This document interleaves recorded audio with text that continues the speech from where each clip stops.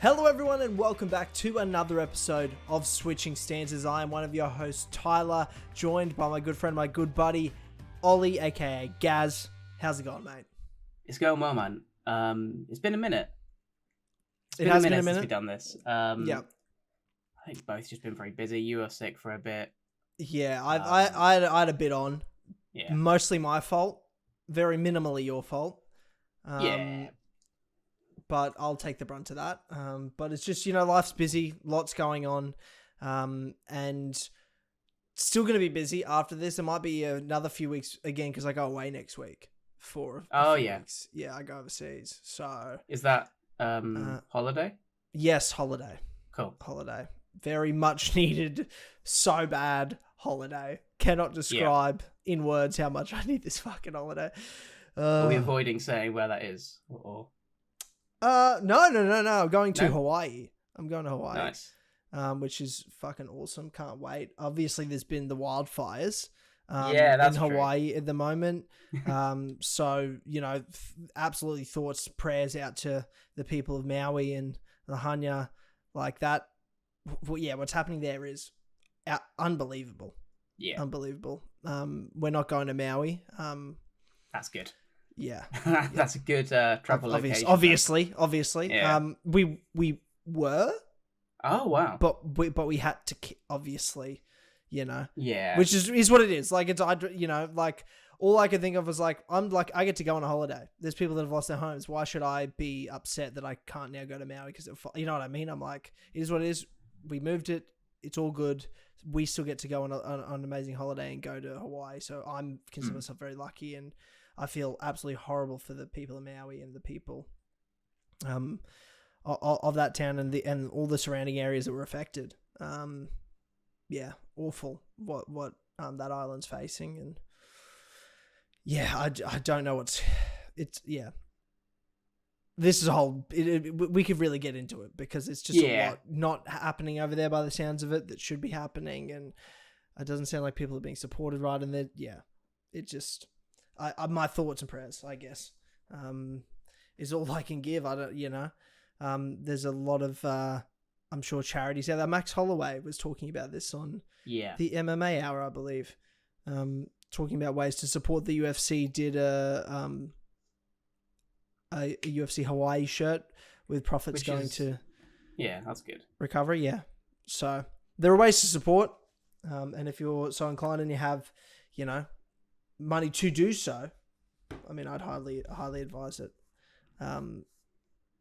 But yes, that's holidays happening, which I'm very excited about and very, very much need. Just keen to do nothing, turn the brain off, be in the moment, which holidays do. And there's opportunities always when you travel anywhere you've never been. There's always amazing experiences, a lot of growth, my last overseas holiday was last year, was seeing you and the boys. Yeah. And that was just an unbelievable experience. That's true. It's when you have such great mates on the other side of the world and you only get to see them every couple of years, like it is special when you're together. 100%. It feels like ages ago and also not that long ago at the same time to me. Yeah, I know what you mean. I keep getting like memories on my phone. And we spend the majority of our friendship over text and call among all the same with all the other boys. But whenever we're together, it's like, we always hang out all the time. That's what it feels like. It feels like we're always together and we're always hanging out. Like last week, we would have just hung out. Is what it feels like when we're all together. So it's just funny how it works, and it's a special thing, and I'm very grateful I have friends all over the world, and can just travel around and have those experiences and just feel like home. Like when I go to the UK, I'm like, well, it's second home or third home if you count New Zealand as a second home. Yeah, that's true. That's true. But I like to think of it as we're in one area, you're on the other side of the world. It's a bit different, totally different thing. And I love the UK, love the people. I hate you in a sporting context, but outside of sport, it's all love. it's all love and respect. But when it comes to any sport, I pretty much think you're a bunch of weak gutted dogs. And fuck That's you. fine. We haven't really had much conflict in MMA, to be honest. No, because it's a bit different. It's a bit different, and I actually do like a lot of the UK fighters a lot in MMA.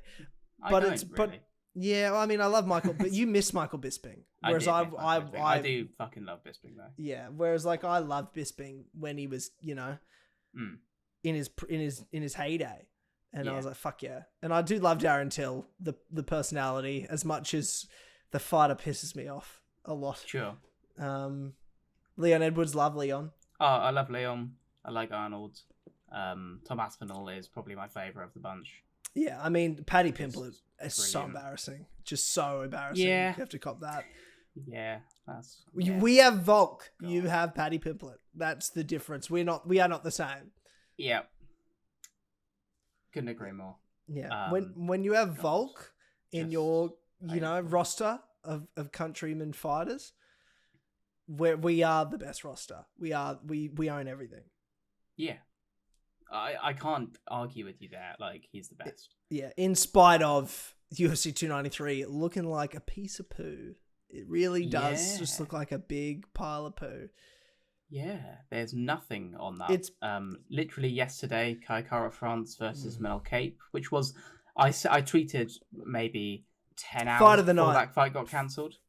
I said it's the fight that's holding this card together, really. It was fight of the night. Izzy versus Strickland is like fine. Either Izzy's going to jab and low kick him to a boring decision, or he's going to murder him. I think he's isn't murder him, but yeah. Either way, isn't that fun? Because it's like Strickland has no right being in there with Izzy. Yeah, maybe he'll prove us wrong, but I don't really think so. He doesn't do that much. Yeah. And then after that, it's like Volk unless just something stupid happens, unless just something really stupid happens, which MMA has been known as well to just for stupid shit to happen. Yeah, so, I think it's far more likely that Dricus du Plessis does some stupid shit and beats Izzy than Strickland does some stupid shit and beats Izzy. I agree. But it's literally Dricus is the best example. When he beat Rob, I mean, I'm just like, sometimes just stupid shit happens. And that's what that's the stupidest shit. Silly sport. Yeah. I mean, if you're an Aljo fan, you would be arguing that happened this past weekend as well. Yeah. I tell you what, about half an hour ago, at least for me, they leaked some messages between Aljo and Cejudo. Yeah. Which I think's really shitty from Cejudo. But also, very good advice from Cejudo.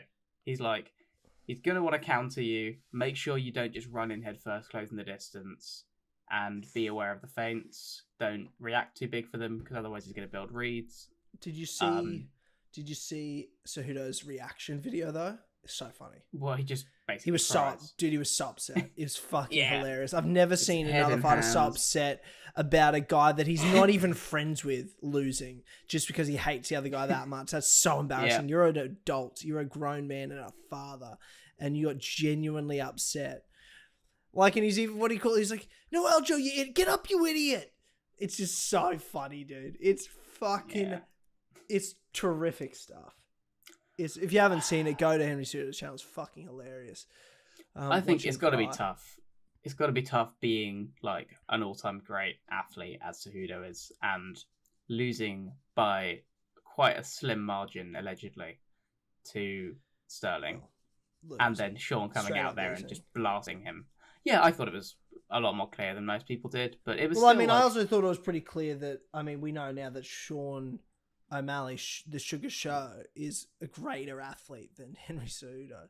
Yeah, of course. I mean, I don't need to see anything further personally. I think that's as clear as anything could get. I love how much you hate Henry. So unjustified. What's he done? He's a dork. He's a fucking dork. He beat Marlon Moraes in his prime. That's pretty cool. I guess it didn't age. He was pretty good. That fight aged like milk, and he never beat DJ. Let's just be honest with ourselves.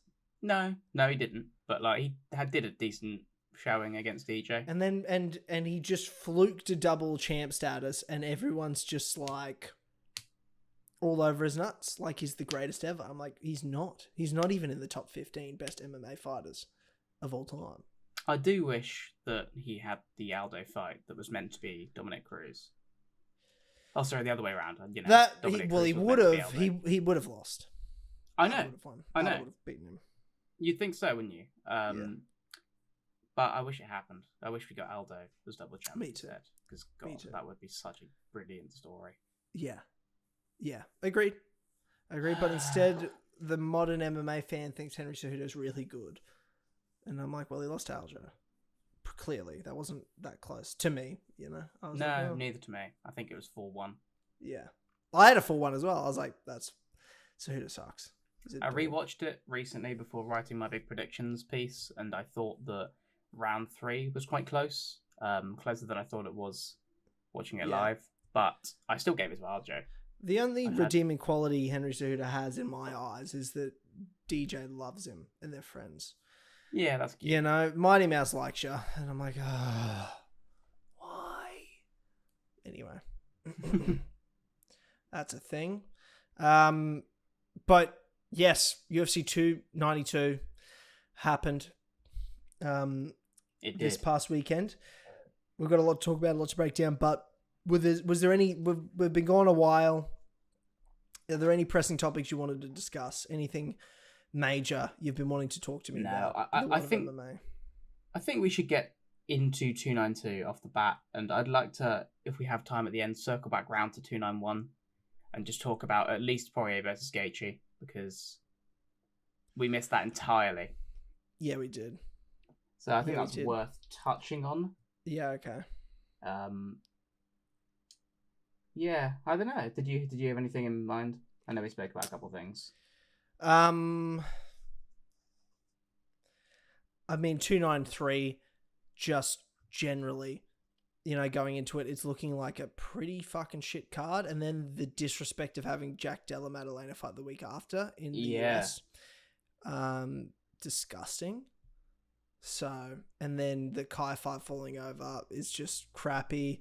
There's no Dan Hooker. There's no Volk. There's no Rob Whittaker. There's no Jack Della. You know, like, I'm like, what are we even doing here? Jake Matthews isn't even on the fucking card, for God's sake. God. Yeah, it's just all big boys, isn't it? It's all just sort of like unranked heavyweights and light heavyweights. Like, I love the boys. I love Carlos. Yeah. I love Carlos. Tyson Pedro's on there. I love Tyson Pedro. I love Taito Ivasa. I love Israel Adesanya. I love him. Yeah. I love all of them. One. But it's just who they're fighting, what it means. None of it's doing anything for me. If it was the Drickers fight, we wouldn't even be talking about this. It wouldn't really matter what the undercard was. That fight would have been sells. Like, let's go. You know what I mean? Either way, we get that fight. But it's not. It's Sean fucking Strickland. Mm-hmm. So it's just sort of like, I'd rather fight Volk fight a broomstick. You know? Yeah. I should get the walkout. Give us Volk versus Darren Elkins too, or something, you know? Yeah. Just something silly. Something he can do with one hand. Because he's got the elbow surgery. He can literally just tie it behind his back. You know? I think he'd be fine. I think he'd be fine. Yeah. I think he'd win that fight pretty handedly with one hand. Against the broom. What's the... Weird question, but what's the highest ranked guy that you would be absolutely zero worries Volk fighting? Right now? Like in the top 15 in the UFC? In the top 15, yeah. Let's get up the rankings. Yeah, that I don't care. Like, I would... Is in with one hand or just generally? Like... I wouldn't worry at all. Wouldn't care if he's injured. Wouldn't care. Like, there'd be... Outside of, like, a freak injury stoppage, I would... You know, you would have no stress. With him fighting? Yeah. What's the highest or the lowest? Highest ranked guy. Giga. Yeah, Giga. I might say Keita. I think he's just faster and smarter than Keita. Yeah. Yeah. I think Josh Emmett's just way too explosive. I wouldn't want to risk it. Yeah, I'd where be I wouldn't say I wouldn't worry. Ilya, Arnold Allen, Brian Ortega, Yair Rodriguez, Max Holloway. Those top 5, of course I worry. I think Volk wins and wins well. But I'd obviously worry. I mean, Max Holloway, did well against injured, unhealthy Volk one time in their second fight. So anything can happen. And you're talking about injuries. So, of course, I'd worry if Max fought him. Yair, I worried when he fought him last time, and I'd worry again. Yeah, 100%. Brian Ortega almost submitted him. Obviously, you can't submit Volk, so I guess that's fine. But Ortega's great, and Arnold Allen's great, and Ilya's fucking hot as fuck. So, of course, I worry about all those guys. Josh Emmett, the explosiveness. Calvin, I don't know. I mean, I'd worry. He's got a bit of fluke about him. You know what I mean? He's got a bit of Leon Edwards about him. I just think he's got a bit of vibe about him, Calvin Kattar. He's just got a bit of vibe about him. I just don't think he does anything to worry Volk. I guess so. I'm just saying. I wouldn't say... You're asking me if I'm worried. Yeah. I mean, Korean Zombie, I guess. I wouldn't be worried about that at all. Well, we've seen that already. Yeah, so I guess the last one would be number 8. The Korean Zombie Giga, don't care. Is there anyone I would worry? Edson Barbosa I'd always worry about. Oh, yeah. Edson Barbosa always. I don't really care. I trust Volk to pressure properly. Me too. But there's like the 1%. Even Alex Caceres, I'd be scared of like a freak kick. I don't think I'd worry about Alex Caceres. There's the 1%, I just mean. Bryce Mitchell, I wouldn't worry about at all. Bryce Mitchell, redneck. Sadiq Youssef, I just want to see more. I like him a lot, but I need to see him fight better guys. Yeah. Yeah, well, number 8, there's your answer. There's your answer, Gaz. Cool. That was a random one. That's our icebreaker. Yeah. We were talking today about like episodes when there's nothing to talk about. What we could do, and we were like, we've got to do like a GOAT tier list, or like go through our all-time GOATs. Yeah, I normally hate GOAT discussions, but I'm at sort of a point where I'm so fine with them being subjective now. Like, they mean nothing. Like, the idea of the GOAT means absolutely nothing. Mine is Volkanovski, but he failed all of the usual criteria that people try to bring up. He never held 2 belts. He doesn't have like the longest title defenses. He's, etc., etc., etc. But then, like, people think Khabib's the GOAT, and he did fuck all. People are fucking stupid, aren't they? Yeah. Like that, Khabib gets that accolade on perceived dominance, which is fine. I think he probably would still be the lightweight champion today. Yeah. I think he probably would. No, I'll tell you why. Who's beating him? Volk would have beat him. Oh, yeah. Maybe. Yeah. No. Volk would have beat him. Maybe. Volk would have beat him. Volk would have beat him. Yeah, it's tough. I can't say that with confidence like you can, because your confidence can just be written off by blind patriotism, whereas mine has to have something backing it up. And so while I'd love to say it, there's no such thing as blind patriotism. Well, there is, isn't there? No. Volk would have beat him. Okay. The same way he beat Islam. Well, that's true. Probably even more convincingly, actually. More dominantly. You reckon? Yeah, I do. Do you actually reckon? Yes, I do. Wow. I don't. I think it's a harder fight. No. Old Khabib. But that is also easy to say because we've seen Volk now make Islam look really vulnerable. Yeah. And we've not seen anyone really make Khabib look that vulnerable. Yeah. Dustin for 30 seconds, I guess. Yeah. That was the most vulnerable he ever was. And a tired round against Conor. But you weren't really ever worried in that round that Conor was like going to knock him out. But you did partly think to yourself, if Khabib can't recover, can Conor win the last 3 rounds somehow? That was the only thought that crossed my mind at the end of that 3rd round, was like, look, I don't see how Conor's knocking him out. He looks exhausted, but he looks less exhausted than Khabib in terms of like output being thrown. And if Conor just wins 3 rounds, that round 2 is obviously a 10-8. I'm like, it could be a draw. We could go again. That would have been a cool story. Yes. It would have been a cool story. I mean, I hated that fight. I hated that rivalry. Yeah. It was just gross. It was so gross. Yeah. Yeah. It made, like, it was the worst in fighting arguments in, like, the whole MMA community, I thought. And then it was just, they were just both disgusting displays of as martial artists at the end. Anyway. Yeah. That would be like a recap episode we do one day of, like, we go back and watch old cards, pay-per-view cards, and review them. That'd be cool. That would be cool. That would be a cool series. We just sort of pick a pay-per-view or a fight night or some old card we have to go back and watch start to finish, and then come back and do like a retro review. Yeah. Maybe we'll do that when there's not anything going on. Yeah. Or we just start when we grow Switching Stances into a huge conglomerate, and that becomes another show, retro reviews.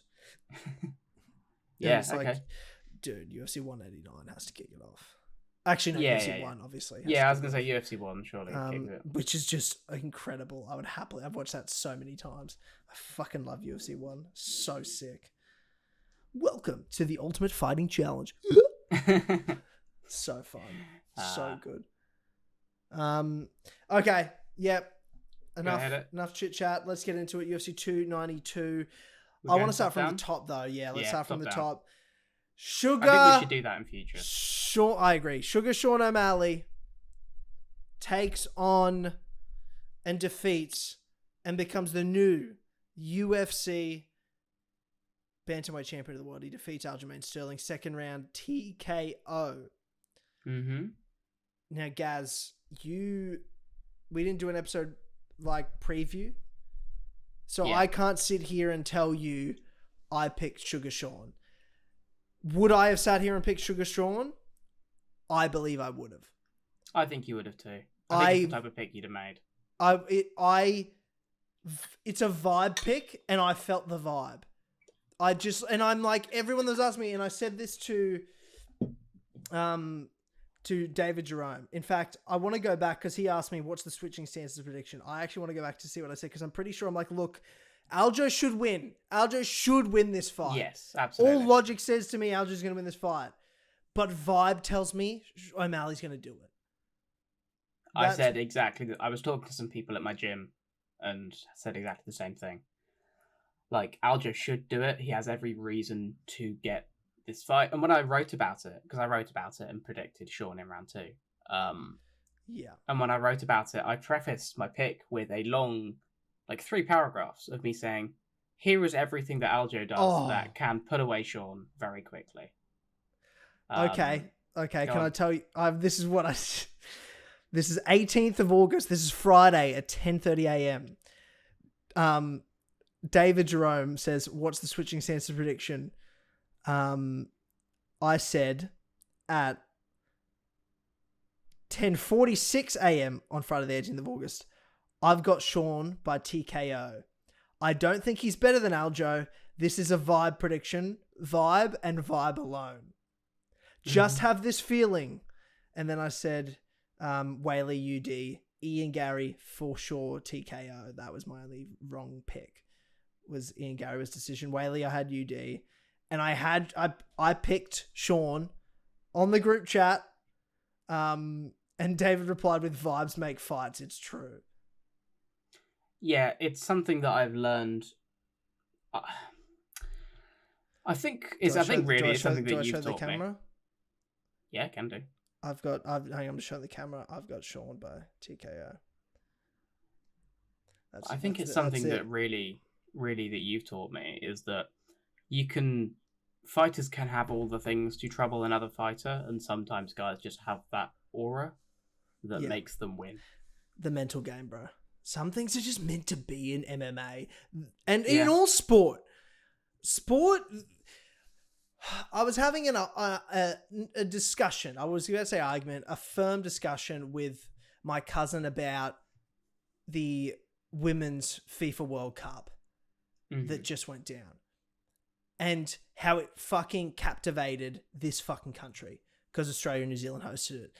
Now the Matildas, the Tillies, the girls absolutely carried the nation on their backs and took Australia further in a World Cup than we've ever been, male or female. to the semi-finals where we played England. But dude, every game sold out. Stadiums, 80,000 people, 50,000 people. Every city they went to, everywhere sold out. Dude, you watch the videos from around the city. It is the semi-final against England was the most viewed televised event in Australian history. 50% of the nation watched it. 50% of the country watched it. Dude, everyone I know was watching it. Yeah, like, a lot of people watched. You watch videos from the semi-final and the footage from around the country in Melbourne City. Like thousands upon thousands of people were in the streets at different venues, other arenas, watching the game. It was unbelievable. It moved the country. It's one of the biggest things I've ever witnessed as a sports fan in Australia. It's one of the biggest sporting stories in our country's history, was this Women's World Cup and what it's done. And how them taking what it's done for female sport in this country, what it's done for football in this country. Like, it's a movement. And then my cousin goes, yeah, but they're not I get that and that's cool and all, but they're not as good. And I'm throwing him under the bus here, but this is his just thought. He's like, but if they're not as good as I don't know if apparently one of the teams lost to an under-16s male national team or whatever. Sure. So it's so the level's not as good. And I'm like, sport isn't as much about being good as it is about it's entertainment too. For anyone to sit there and say sport is only about, people watch Jake Paul and Logan Paul fight. Mm-hmm. They're not they're not the peak.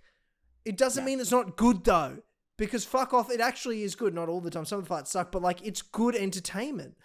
Yeah. Sport it doesn't necessarily have to beat. Can they beat the people they're supposed to beat, or compete against the people they're supposed to be competing with? Can the female national team compete against another female national team? That's the only thing we care about.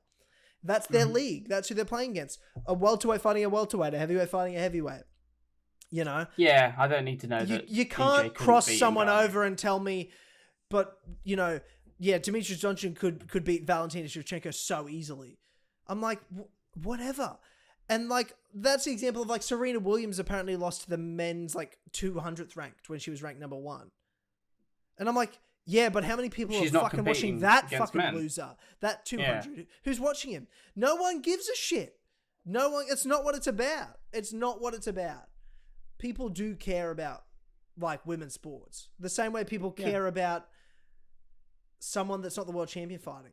The same reason why you watch Jake Paul fucking fight. The same reason why people watch WWE as a sports entertainment. Because that's just more entertainment than sport, whereas all sport has an element of entertainment if it's successful and has people watching it. Yeah. That's the point. That's the point. And because of that, crazy things tend to happen because there's story behind it. And athletes know the story. Athletes get into their own head. It's almost like people that win and people that lose. There's the visualization. There's those processes. But I reckon it works against fighters too. That they hear the fans, they read the comments, they see the stories, they see the way the promotion's promoting someone. It gets into that person's head and they're like, I am supposed to lose. Subconsciously. Yeah. I believe in that. I truly believe in that. Because Conor McGregor knocking out Jose Aldo in 13 seconds, I don't think people that didn't watch the sport at the time understand how much that was a 1 in a billion. Even that was an almost impossibility that should happen. But in terms of vibe, nothing else should ever have happened. But you're talking about that because when it happened, I'm like, of course it did. That's how the movie goes. That's how the story goes. Yeah, it's the same. But it's a fight. It's a real. It's a real fight. How does that happen? It's because vibe. Yeah, and vibe prevails in all sport. And it also isn't like Sean doesn't have tools that can trouble Aljo. Sean absolutely had the abilities and tools, and the things he normally does are things that Aljo doesn't like, and there's some things that Aljo does which plays perfectly into Sean's game, leading with his face, for example. He doesn't really have much of a guard, and that's been fine against the shorter opponents that he's been fighting, but against someone who has length and is a quick, smart counter striker, there was always the chance that this could happen. Well, yeah, and that's not to take credit. Like, we both have said this is a vibe bet. And I even said I think Alja's better than Sean. And I probably still do. I do. But that I don't want to take away from the fact that Sean O'Malley is a fucking savage. Yeah. He is an incredible fighter. An incredible striker. And he proved that. And what he did in that first round was so incredible to me. Yeah. Because I thought Alja's going to pressure, get in the clinch, get in the grappling early. I thought he would just sort of go clinch knees, some just grab the head, just collar tie up, like just show him the clinch a little bit in the first round, a bit more than he did. Just to close the distance, just to sort of get in there safely, cover up, get in there safely, start wearing him down just a little, then start working at more and more shots. Then maybe second round he's going into those takedowns. But what Sean O'Malley was able to do by managing distance, by always staying off of the center line, constantly backing up, but never backing up straight, always backing up on angles, right to left, right to left, right to left, right, left, fake right, go left. Like, he was just moving side to side, forwards, backwards, all at once, and flowing between them so well that Aljo could not find an opening to enter safely. To the point that it frustrated him that when he did finally get in by being a little more aggressive, he thought, that's my way in, and got careless and got caught. That was that wasn't luck. That was game plan to perfection, and on top of a mistake by Aljamain Sterling. And it was a mistake. And he baited him with that lead leg, with that teep as well. Yes, he pushed did. him away. Absolutely. Aljo runs after the leg. Jabs, goes down to grab it. Gets caught. Which Sean does all the time. Those beautiful probing teeps into counter. It felt like this feels like one of the easiest fights to break down ever, because it really was one round of building to it, and then it just happened at the beginning, straight at the beginning of that second round. Yeah. Like, clear as day what happened, and it was just all it took was one mistake. You know, usually you get a few of those, especially when you're a champion that's so skilled, but against a guy like Sean O'Malley that hits the way he does, when you make that sort of mistake, it's over. And it was, and I thought it was a good stoppage. I thought Aljo got hit a lot. I thought it was a weird time to do it because of the fact that I felt like Aljo was moving, but it could have been stopped earlier. He got hit super fucking hard so many times, and a few times I felt like it went a bit limp. Like, there was the shot before he started rolling over that I would have stopped it at. That I was like, okay, I've seen enough. Yeah. So, I mean, I felt like it went on a little longer, but when he did stop it, I was like, well, that was a weird time after all of that. But it is what it is. Sean definitely, that fight definitely should have been stopped. Sean, winner, new bantamweight champion. In terms of what this means for the sport, Gaz, what are you feeling? What do you mean? What level of what new level of star have we got here with Sean O'Malley? Oh yeah, people are going to finally care about bantamweight, which is awesome because it's the best division. It is. I would say one off. I would say it's the. I'd say it's the. Do you think it's better than lightweight? I think the whole top six could be a champion. Easy. Yeah. But like Chito, Cejudo, Jan. Actually, Jan. I don't think Jan's in. Is Jan in the top 5 now? I don't know. I guess everyone other than Beneil Dariush in lightweight in the top 6. Michael Chandler, I guess you could imagine him winning the title. Dustin Poirier, Justin Gaethje, Charles Oliveira has been champion. Islam Makhachev, Justin Gaethje and Dustin have been interim champion. So I mean, it is the same, to be fair. It's similar, but I don't see them with the same potential. There is a lot of guys that have, I think, peaked and are starting to move down. Yeah, I mean, the lightweight division's looking like in dire need of some exciting fresh blood. And I'm not talking about fucking Armin and Gamrot, because to be honest, they're a bit fucking boring. Like, that doesn't get me going at all. If you're telling me they're the future of the division and the future top 5 is going to be like them and Fiziev, I'm like, I guess I sort of like Fiziev, but ugh. So, I don't know. Maybe you're right. Maybe you're right. Yeah, whereas I think I care about all of the personalities at bantamweight. Maybe not Merab that much when he's fighting. I love Merab outside of the cage. I think he's brilliant. When he's just vibing, just doing shit. Yeah. But I'm just on the rankings. This is fucking random. But no, you know what? I'll save it for when we talk about Weili's fight because it involves her. Sorry. Okay. Sorry. Yeah. But what does it mean with this new star and Sean O'Malley? I think it's going to be a similar McGregor kind of thing. Obviously, he's not McGregor. I don't think anyone's ever going to be McGregor. No, definitely not. But I think it's a similar type of stardom. And I think it's going to get casuals really into the sport. I mean, a lot of my friends were have heard about and into the Sean O'Malley stuff. He's a star for a new generation. You know, he's got that sort of SoundCloud rap vibe about him. He's kind of a bit of a nerd. He streams, you know, but he's also he's a stoner, exactly. But he's also a fucking killer. Yeah, and he's just one of the boys, but not like the tough boys. Like Volk's like one of the boys, you know, real manly. Sean's like that guy in the group of lads that's just like sort of the clown. Sort of the one that makes everyone laugh, that gets into a bit of trouble. I just, you know, just the oddball. But the one you love, the lovable oddball. Yeah. You look at him and you're like, how the fuck is a guy that looks like that beating a guy that looks like Aljamain Sterling and holding world championship gold? It's just funny the way sport goes. It's just funny. Yeah. Yeah, it's absurd. It's absurd, but he's done it, and we both thought he would. And it's nice to be right on a vibes-based pick. Yeah. Who do you see him fighting now? What goes on with Aljo? What goes on with Sean? Oh, well, that's a stupid fucking question, guys, because what we were just talking about earlier, sport isn't necessarily about who's technically the best. Mm-hmm. It's also about entertainment. Yeah. And making money.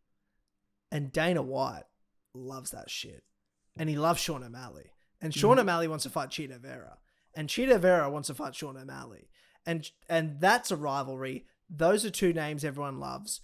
That's a fight that's already happened and it's Sean's only loss.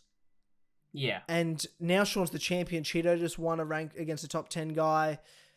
I say, fuck it. Sandhagen's injured, you got an excuse. Dana hates Merab, and every chance he gets brought up, he doesn't even say Merab's name. He just says, you've got a guy that doesn't even want to fight the champion. And that's all he says. He never says Merab's name. He fucking hates him that much. Doesn't even know it. Like Islam's name. Doesn't even know his name. So, Merab's not getting the shot. You think Merab's getting the... Get the fuck out of here. You think Merab's getting the shot? I absolutely agree. Unless Chito gets injured, Merab will get brought in, I think. But Cejudo has a better shot of fighting Sean O'Malley than Merab does. Agreed. I think you can. Thing is, I think you can totally sell a Merab fight as Aljo's lackey coming back to take back the belt for Sarah Longo. So boring. I think there's totally a storyline there that you can work, and it works for me. It works for me. I'd be invested in it. But no, I wouldn't be invested in the Why fight. would you try to kill off your biggest star in his first defense? What's wrong with you? I think Sean wins it. I think Sean wins that fight. You think Sean beats Merab? Yeah, I do. Do you? That's so interesting. Merab's hittable. I think Merab's quite hittable. I think it's close. I think Merab could do it. But I think that Merab is a submission threat. And he's also... The Marlon Moraes fight, where he almost died, is still quite firmly in my mind. I think that he's shorter than Aljo. He's not got the reach. He's just a volume guy. Have you forgot about there's something in the water? No. But also, Sarah Longo's had a bit of a shitter recently. Yeah. Well, I think that was more of a game plan with Aljo than what Aljo's drinking in that water. Oh, no. Of course. You know. But also, Sean's failed 2 drug tests. So, you know, it's a good point. I can't really sit here and claim that he's but then you look at Sean and you're like, that guy doesn't take steroids. Look at him. You know, not muscle building steroids, sure, but there are Certainly things. not. There are athletically Yes, you're right. enhancing Yeah, steroids you that are, aren't just muscle. Correct. That's true. You're right. I think he's probably on something. I think they're probably most of them are on something. Yeah. That's my way Volk. of viewing the sport. Not Volk. Not Volk. Not Volk. But that's just because I don't want him to be on anything. No, he but he might isn't. well. No. Maybe. No. He doesn't make me like him any less. He wouldn't do that. I'm a TJ fan. I've got to be cool with it. Yeah. Not as cool with it as you are. But yeah, I think the Merab fight's there in the back pocket if you want it. I don't. He's fighting Chito, Gaz. Let's call a spade a spade. Yeah, okay. He's fighting I was going to go Marlon through Chito the stuff. Vera. I was going to say, Corey injured. I think Corey is the hardest fight for Sean. Shut up. Shut up about it. Who cares? Who cares? I did actually want to bring this up because Corey Sandhagen is not fighting anyone for anything ever again. It's not happening. You said in the past that he looks like someone who has arthritis, and I find it quite funny that he now has arthritis in his elbow. Does he actually have arthritis in his elbow? Yeah, it's an arthritic. It's an arthritic. Yeah, well, he looks like a guy with it. He is. I was right. You were right. Yeah. Sorry for calling a spade a spade. I'm not going to apologize for that. I'm not going to apologize for that. But I'm a proud Corey fan. He's like top 5 for me. The only one. Nah, people love Corey. There's like 7 of you, dude. Shut up.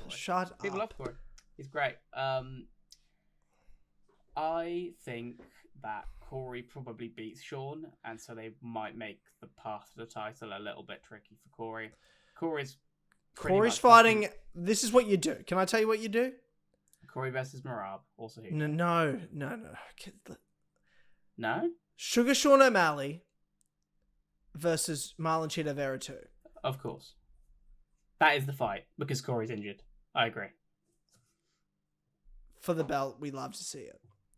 Mm-hmm. It's a win-win.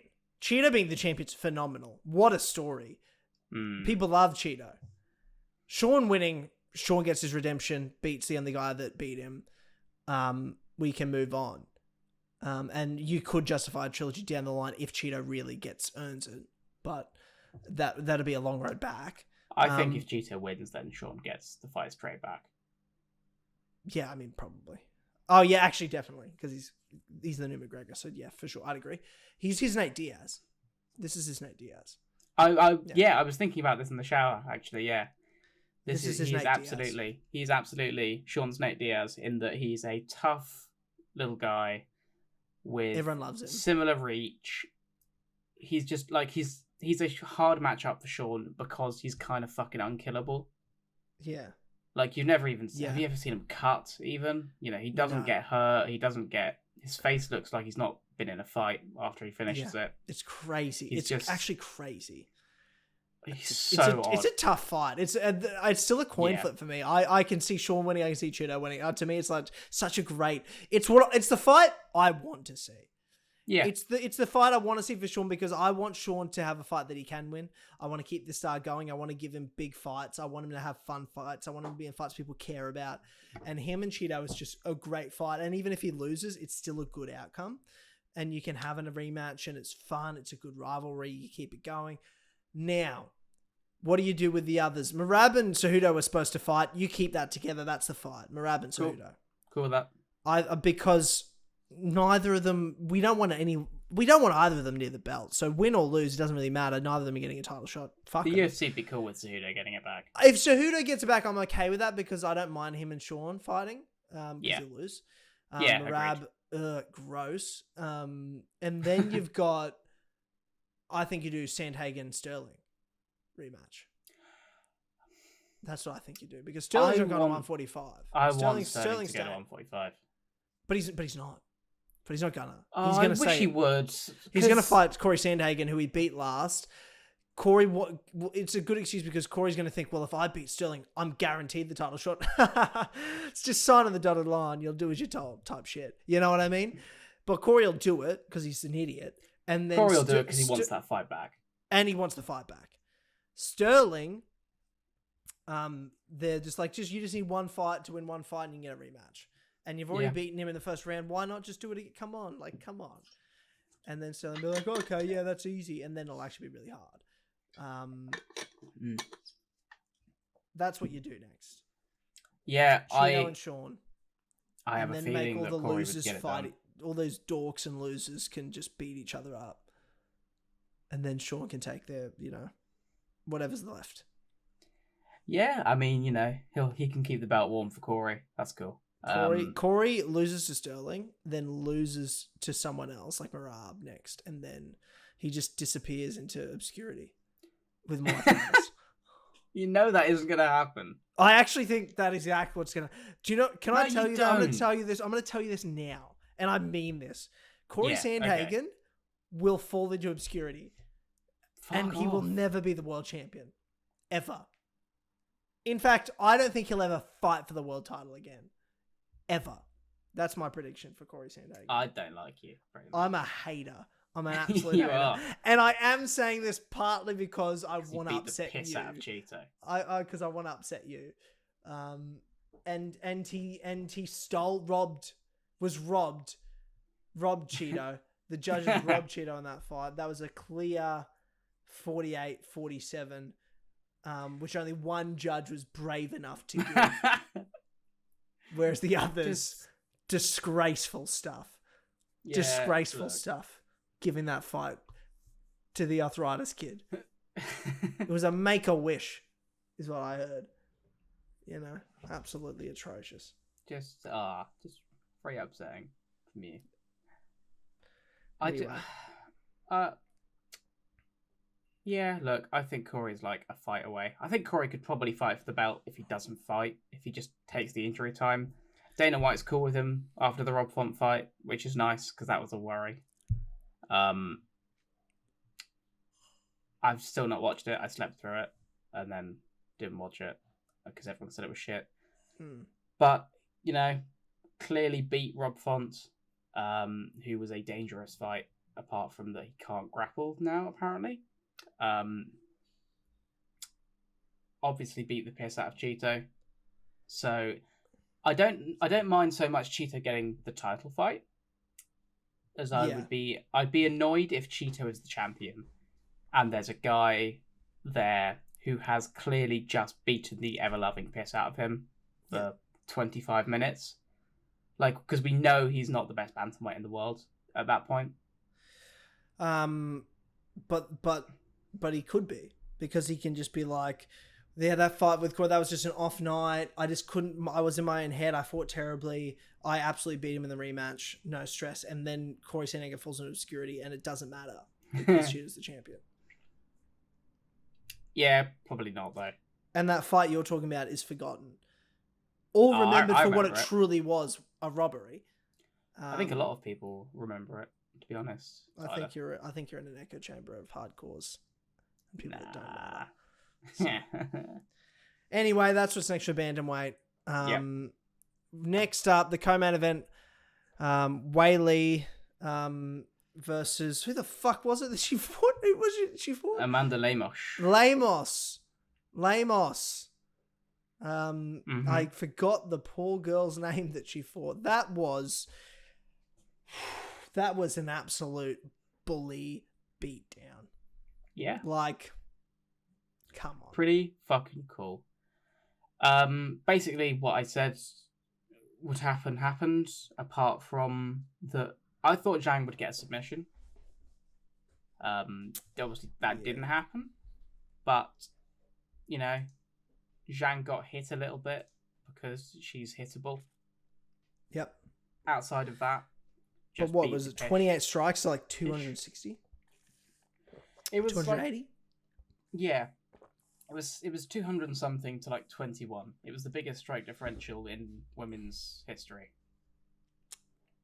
Incredible. Yeah, it's pretty cool. Well, I love that. Just absolutely front ran her, but for 25 minutes. Just came out, took her down, beat the piss out of her, let her get back up, took her down again, beat the piss out of her. Just over and over and over and over. Lemos did some like cool stuff. You know, she had like a decent ninja choke attempt a couple times. Which the commentary insisted was a DAS, which it wasn't. But otherwise, she didn't bring much, and Weili just battered her. What's cool about this is that there was a guy, one of the guys that was in Zhang's camp, and indeed like the guy that did the game planning for Zhang. He would like find clips, do all the tape study, send it off to the head coach. Head coach would drill it into training. He put out like a massive thread on Twitter where he went through everything and was like, here's what we planned, you know, getting the double jab going, getting Lemos to swing and then getting into takedowns, blah, blah, blah, blah, blah. You know, 100 odd tweets. Yeah. Where he just broke down everything that they were working on for that camp. Yeah. With some like behind the scenes training footage and stuff. Really, really cool thread. And one of the only times really that we've seen a camp share what they were working on for an opponent post-fight. Yeah.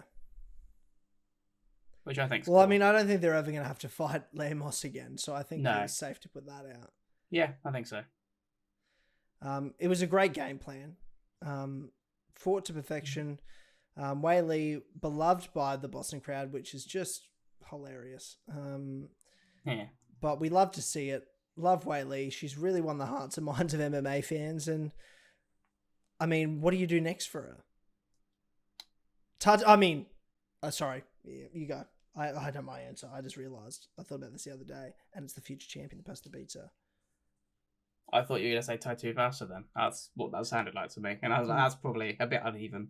No. You tell me, who do you think is next for Zhang Weili? Let me look at the strawweight. There's only one, and she's the woman that's I thought was going to be champion years ago, but she disappeared for a few years with injuries, and I thought, I guess that's it. She's never come back, and now she's back. She's in the top 5, and she's going to beat Weili. Oh, of course. Tatiana Suarez, bro. Oh, no, I thought you were talking about Tisha Torres. Oh, God, no. Absolutely not. Tisha Torres, no. Tatiana Suarez, bro. Okay, thank you. Yeah, I think really Yan Xiaonan should get it, but Tatiana Suarez, I'm cool with getting it. For sure. I think Yan Xiaonan, the fight with Yan Xiaonan's cool because it's 2 Chinese girls. That's true. Yeah. Do it in China. Big fight. Can probably headline it. I'd be very happy with a Zhang Weili headliner, to be honest. Yeah, like a fight night? No. I'd be cool with it as a pay-per-view. I like Zhang Weili is probably the only women's champion that I'm happy. Like I sit down and look forward to actively.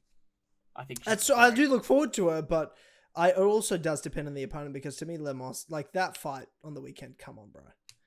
Like I was not excited for that because I mean I love Weili, but you didn't think that was going to be competitive, did you? No one did. I thought that there was a chance that Lemos would Stop it. Hey, I predicted Zhang quite firmly, but I know you did, but that's what I'm saying. But that's what I'm saying. You didn't. You didn't. But you didn't think Lemos had a chance. No, but I thought that she had a puncher's chance and quite a good one because she does hit like a fucking truck. So she could absolutely have just swung hard and hit Zhang in an exchange and put her away. Yeah, because we've seen her knocked out before. Rose did it. Stop it. Like, Stop it. It was entirely possible, but no, that's vibe, bro. Lemos doesn't have any vibe about her. Rose won on vibe. What are you talking about? We've been over this. Okay, sorry. Lemos had no vibe about her. What do you mean? Because Rose did it. Rose is the personification of vibe. She did it to Joanna and then she did it to Weili. She is the most vibe female fighter of all time. I don't like it. I'm not a big Rose fan, but she is the personification of vibe in women's MMA. Yeah. Holly Holm has a bit of vibe about her. Does she? She's got the vibe of a fucking football mum. She had a vibe about her for one night only, and that's what you need it to be. Yeah. You know? But I agree with you there. Yeah. Anyway, God, I mean, Juliana Pena had a bit of vibe about her when she fought Amanda the first time, let's be honest. The way she was just not afraid of her, talking mad shit. I'm like, oh shit, this girl might fucking do it. And then when it happens, you're just like freaking out. Your mates are climbing over each other, like, and then it happens. That could be the thumbnail image. That me doing that. But yes, that was the strawweight title fight. I say Tatiana next. Yeah, I'm cool. I'm cool with either her or Xiaonan. Yeah. Well, it sounds like you want Xiaonan. I want Suarez. I'd be cool with either. But yeah, I'd like Xiaonan, I guess. Should they fight each other, or should we keep them as fresh contenders away from each other? No. Keep them as fresh Okay. contenders. If Xiaonan gets the shot, who does Suarez fight? I just think you put her against Carla Esparza and let her beat the piss out of her again. Yeah, I'm happy with that. Rose is moving up to flyweight. I don't know if you saw that. Yeah, I did. Terrible idea. Yeah. I didn't like it. But yeah. Anyway, is what it is. The question I had earlier though was in the women's pound for pound rankings. Zhang Weili is number 2 behind Alexa Grasso. Yeah, look, we know that she's better, don't we? Yeah. We also know, with all due respect, Valentina Shevchenko's better than Alexa Grasso. Love that Alexa Grasso won, but she's about to get her ass beat in that rematch. I don't think so. I think Grasso gets it done again. Do ya? Oh, I love that. I love I don't like that. Shevchenko that much. Yeah. And I think if she was good, she wouldn't have been doing silly spinning bollocks on the fence. That's a good point. You're right. You're right. So, fight's cheap. Mexico are going to go from 3 champions to none real fast. It's just that's the only reason that I love vote. Mexico and I love Mexicans. Yeah. You, other than like Australians and Kiwis, you're like my favorite fucking people on earth. I love you, but with all due respect, you're going to have no champions. Yeah, that's the only reason really that I'd root for Valentina. It's just to see the 3 Mexican champion picture become maybe the worst aged picture of all time. Yeah. Just all immediately lose. Yeah, it's tough. I mean, we knew Yair was, fraudulent anyway. Interim, nobody, nothing. Didn't think Moreno was. Oh, so mean. I love Yair. It's just because he fought Volk and he's the enemy. Let's have a look at welterweight. The feature bout, Ian Machado Garry fought Neil Magny, defeated him unanimous decision. One judge gave it 30-24. I also did. I had it 30-25. I'm happy with round 1 being a 10-9. Yeah, round 1 I had 10-9. Round 2 and 3 were 10-8s for me. I had it 30-25 to Ian Machado Garry. I mean, Ian fucked him. Yeah. Super hard. Yeah, I loved that fight. That was one of the most viscerally satisfying fights I've ever watched. When he dropped him with that first calf kick, he was like, well, that's how this one's going. Yeah. Yeah. It's always been a problem for Magny. He's always hated low kicks. And Garry just did it again. And Magny still had no answers. Ian looked so big and strong. Yeah. Against a guy that's known for like troubling people because he's so big and awkward and long. And Ian looked bigger and longer, but stronger too. Yeah. He's a dude. Can I say something? And I say this is like unbiased as I can say, because I'm a fan of Ian. I am a fan of Ian Garry. I love the Irish. I love a bit of his talk. I don't think he fully has his voice yet. I think he's still very young. Hopefully he finds it before fame finds him. But I'm not sure if that'll be the case or not, to be honest. I do think he's down to earth enough. Hopefully he'll be all right. Yeah. But yeah, look, I mean, fame's fame, power's power. It just is what it is. It gets even the best unless your name's Alex Volkanovski. But Ian Garry's a problem for that division. I agree. Yeah. He's a fucking problem for everyone, I think. In that, I'm saying, after what he did to Neil, Ian's a problem for everyone in that top 10. Everyone. Agreed. Yeah.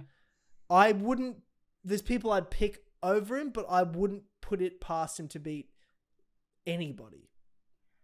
Yeah, I'd be worried about Shavkat. Other than that, I wouldn't. He could beat Hamzat. He could definitely beat Hamzat.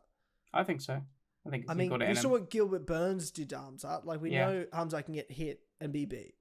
Yeah. And Ian looks fucking big and strong too. But also, Hamzat's a middleweight now, so... Yeah, he probably doesn't fight at welterweight. Weren't they starting at the Usman fight? Is Hamzat booked? They were thinking about the Usman fight. Or is he fighting Paulo? Against Paulo Costa. Oh, yes, they are doing that after all that. So that won't happen, but... Yeah. At least for now, he's a middleweight. Yeah, Shavkat, I see. He's not going to fight Gilbert Burns, because they're mates. No, they're like best friends. Making fun Bilal for a laugh. Funny as fuck if he does. I mean, the fight that makes sense, he's ranked number 11 now, is probably, if Stephen Thompson doesn't want it, then Jeff Neal again. Rebook Jeff Neal. I don't know, man. I'm kind of with him. Gary has said since that he doesn't fit. He's like, I've already beaten Neal. I don't need to do it again. And don't often agree with that, but kind of do here. I don't feel like I need to see it now. Oh, okay. I'm more interested in like the Wonder Boy fight. I'd be happy with Luque. After that terrible win. Well, he's fighting on 295 next. Dana said he's fighting at MSG, so that'll be Ian's next fight. I don't think he's gonna fight down. By then, you will have had Kevin Holland and Jack Della Maddalena fight. Yeah, I'd be happy with the winner of that. I don't know. I want to keep Jack Della and Ian away from each other. I know you do, but I want to keep them. I want to keep them away from each other. I'm happy if they fought for a number 1 contender spot, but I don't want them fighting when they're ranked number 10 and like 11. You know what I mean? I want them fighting when they're like 2 or 3, 1 and 2. Winner goes for the belt. Love that. You do not have Ian Garry and Jack Della Maddalena fight now. I'd kind of be up for it though. If it got booked, I'd be very excited. Only if Jack Della wins his next 2 fights, because I think he'll by the time Ian fights MSG, Jack's already going to be booked for his next opponent. And let's say Jack wins that, Dana said then it'll be Dublin with Ian headlining. Then it needs a headline. Jack Della, Ian Garry, and Dublin. Sorry, I missed that. What was that? Oh god. No, sorry, I was just readjusting my headphones. I missed just like the last bit. Jack Della, Ian Garry, headline, Dublin. Yeah, I'm up for that. 2023 at some point. It's not the MSG fight. Let Ian fight Wonder Boy. Let Kevin Holland and Jack fight, and maybe Jack gets another fight, beats... maybe he gets the Brady fight. Maybe he fights Sean Brady, or he fights Jeff Neal. Maybe Jack Della, Jeff Neal after he beats Holland. Yeah, I'm cool with that. Then Ian fights Steven. Then they fight each other in Dublin. And then winner gets a number 1 contender fight. Yeah. Yeah, I'm very up for that. Yeah, but I'd keep them away from each other. My ideal scenario is they keep as far away from each other as possible until one of them's champion, and then they fight for the belt. I really like how Ian talks as well. I like, not necessarily his like build-up talk, but he, in his post-fight stuff, was saying that he's going to go straight back to Brazil, and get training his jiu-jitsu, because he wants guys to... He was like, I want guys to take me down and then be in fear at the fact that I'm just as good there as I am on the feet. Yeah. Which I think is great. That. I like that talk. Too. I like that talk a lot. I like that he's doing this sort of nomadic MMA tourism kind of thing, where he'll just go to different gyms and learn from them and ask questions and really get engrossed in what they're teaching. Yeah. I'm really into that. Me too. I love it. I think that's a fucking incredible way to train, rather than just get yourself stuck in the Henry Hooft way of training, which is great. Great for, like, welterweights seem to fucking love Henry Hooft, but... They do love Henry Hooft, bro. But I like that he's trying to maximize what he can learn and really take in every school of thought. I think that's a really, really cool way to train. I think he's he has everything that I want in a fighter, really, in that seems like a really good guy on like a genuine down to earth level, but he's also a great game planner. He's intelligent. Like, a lot of me picking him over Magny was that I believe he's intelligent. Because Magny has things that on paper should trouble Ian. Like, Ian in past performances. In past performances had, like, put himself up against the fence. Magny's long. Magny could trap him in clinches and just, grind out a decision, you might think. Yeah. But I trusted Ian, and rightly so, that he would, if he got into a clinch, he'd disengage ASAP. Yeah. I thought Ian was his length. I thought Ian was going to be able to do what you're saying, but did you think that odds were justifiable? Like, those odds had him such a heavy favourite. I was like, look, I think Ian's going to win most likely, but fucking hell, they had him way favourite. But it turns out they were right, not me. He fucking fucked him up. Yeah. Absolute bullying. Yeah. He just Which is so great. Strong. It's great because Magny had basically came out and said that he beats his kid in the pre-fight. That was so weird. I don't know what to believe. I don't know. I believe what he said. He's not come out and denied it. So I don't know. Well, it sounded like he was trying to say, I didn't mean it that way, like at the press conference when Ian was talking over him. Well, and release something then. I guess, but I don't think Neil Magny's like that. I don't think he talks really at all publicly. No, but maybe you should talk when it's about whether or not you beat your kid. Hey, yeah, get out ahead of that. I just think Neil sucks that bad at talking. He just said the dumbest thing, thinking it made him look tough. You know what I mean? I just don't. That's what I think probably happened. I want to believe that's what happened. Because I'd hate to believe Neil Magny just beats the shit out of a 3-year-old son. Like, that's bizarre. But maybe he does. Maybe he's just that fucked. Either way, happy Ian won. Happy we move on. We move. Not much really to talk about in the one Blackshear, Mario Batista. No, that was a bit, can be honest, a bit boring. Bit whatever. Yeah. Bit right whatever. guy won, I think. Yeah. Blackshear looked good. They both look like they're good bantamweights. Cool. Yeah. Especially like from doing a weight cut a week after. He fought last weekend. So for Blackshear to come out and be like competitive and quite good and arguably win it again is pretty cool. Yeah, absolutely. But it's a shame that Garbrandt wasn't in that fight because it would have been cooler. Yeah. Oh, absolutely. The opening fight, Chito Munhoz. How did you score this fight? What do you think of it? I had 2-1 to Chito. I think I had him losing the first round predictably, and then beating Munhoz in 2 and 3. Yeah, I tend to agree with you. The second round was close, and people have just been like, Munhoz won that fight. Like, I had the first 2 to Munhoz. Like, I guess I could see that, but I still find it really hard to give him the fight when, like, Chito won. Because the longer the fight went, it was a chess match that led to one solving the other one out and the other one not solving the other one out. And the one that solved the problem was Chito Vera. Because that third round was fucking bashing. He beat the shit out of Munhoz. Yeah. Like, Pedro looked deformed afterwards, and Chito, as he does, looked like he barely broke a sweat and didn't even fight. Yeah.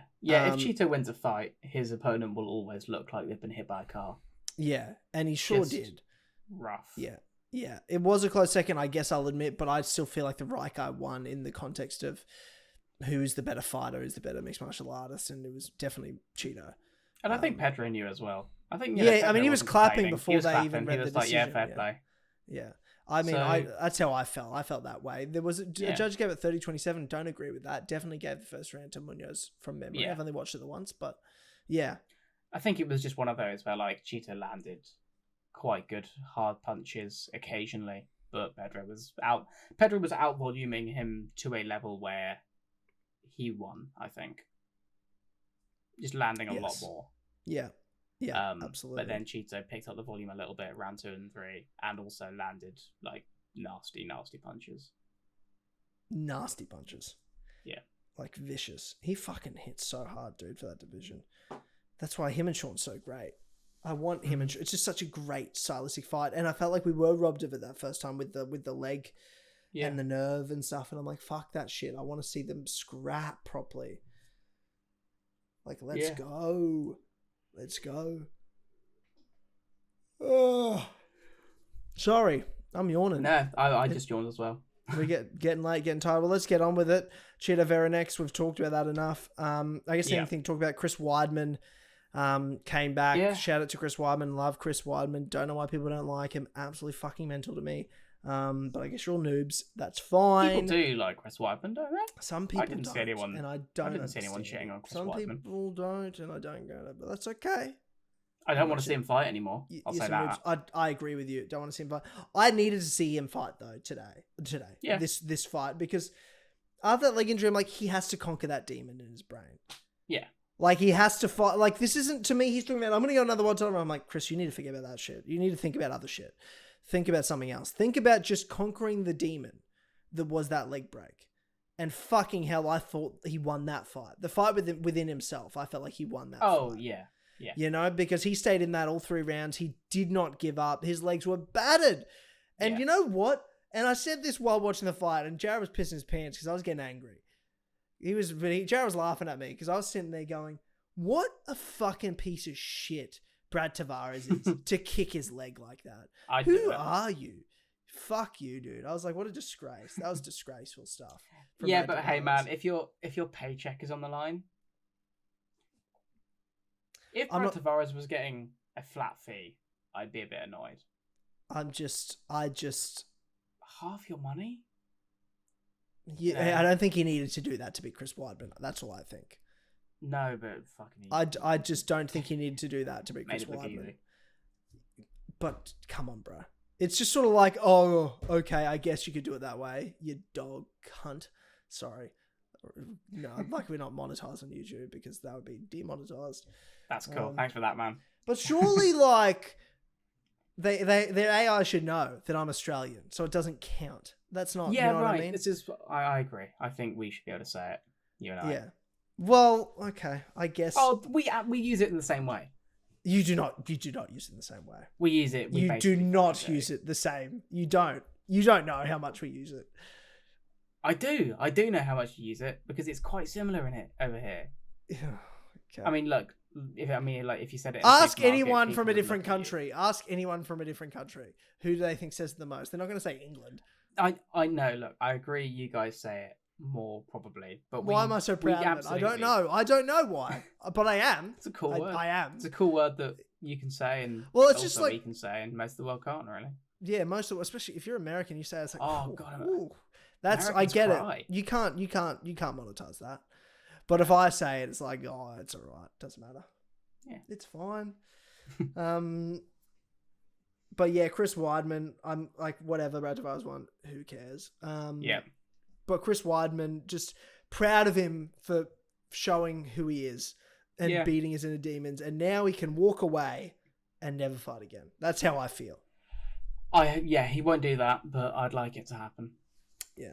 I wish Dana just cut him, to be honest. But then he'll go fight. Yeah, he'll go fight. I actually prefer Dana to have his contract. Yeah. I actually trust Dana more than I trust Chris Weidman. Fucking like sense. PFL will put him in a title fight or something. Oh god, yeah, against Royd, yeah. But I guess Weidman can get back on roids, so he could. But I don't think he's gonna. I think it's too far gone. Hey? Yeah, I get it. Yeah, it's too far gone now. Yeah, he's old. He got the salt and pepper in the hair, and I was watching. I was like, wow.